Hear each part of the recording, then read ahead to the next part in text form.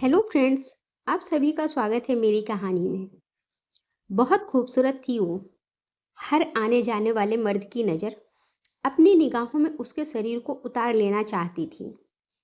एक रात सुनसान बाजार में चारों तरफ चांद अपनी चांदनी बिखेर रहा था। अपनी धुन में मस्त मगन एक शराबी झूमता हुआ बाजार से गली की तरफ मुड़ा और उसने देखा कि एक औरत दुकान की फर्श पे सोई हुई है। चांदनी की कुछ किरणें सामने बिजली के पोल से टकराकर उसके चेहरे पर पड़ रही थी और वह हद से ज्यादा ही हंसी नजर आने लगी थी।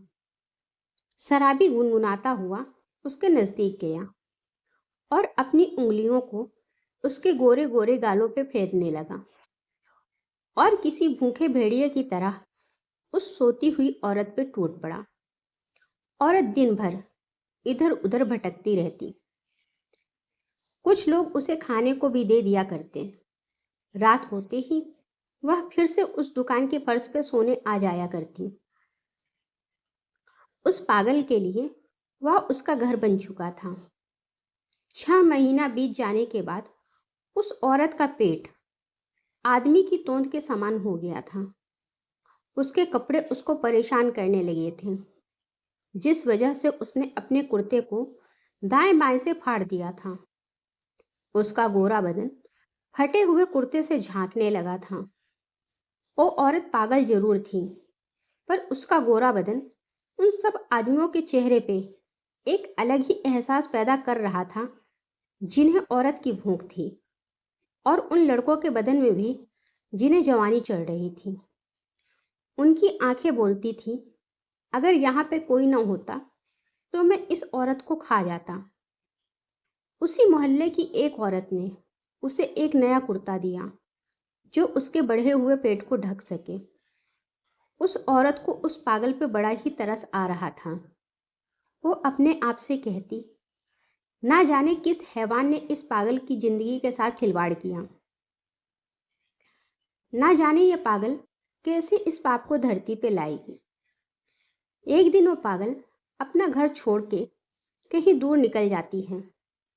एक दिन वे सड़क के किनारे लेटे लेटे दर्द से कराह रही होती है। तभी सड़क से गुजरने वाली एक कार उसके सामने रुकती है।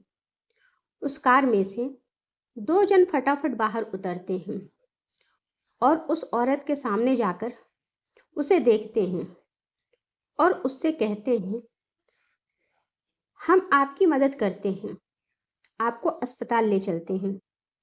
थोड़ी ही देर बाद वो समझ जाते हैं कि ये औरत दिमागी तौर पे ठीक नहीं है और फिर उसे कार के पीछे वाली सीट पे लिटाकर उसे अस्पताल ले जाते हैं।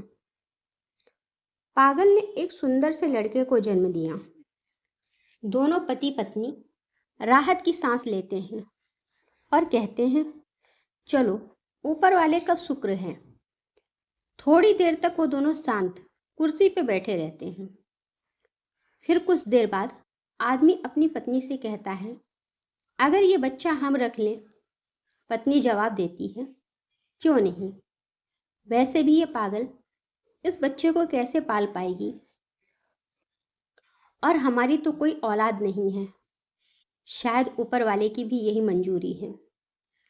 वो दोनों उस बच्चे को अपने साथ ले जाते हैं और अस्पताल के डॉक्टर को कुछ हजार रुपए देते हैं और जाते जाते कहते हैं, जब ये औरत अच्छे से ठीक हो जाए तो इसे डिस्चार्ज कर देना और इसकी फीस हम काउंटर पे जमा कर जाएंगे। वे दोनों बड़े खुश होते हैं कि ऊपर वाले ने आखिरकार उन्हें औलाद दे ही दी। कुछ दिन बाद पागल वापस अपने घर लौट जाती है। वो अपने आप को बहुत हल्का हल्का महसूस करने लगी थी, पर उसे कुछ दर्द का एहसास हो रहा था। वो समझ नहीं पा रही थी कि वो दर्द क्यों हो रहा है।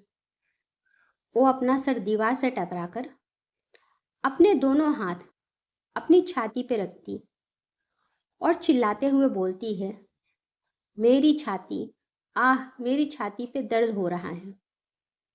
वो पागल जरूर थी, पर एक बच्चे की माँ बन चुकी थी और वो अपनी औलाद के लिए चीख चीख कर रो रही थी। अगर आपको कहानी अच्छी लगे तो लाइक करें और मेरे चैनल को सब्सक्राइब करें।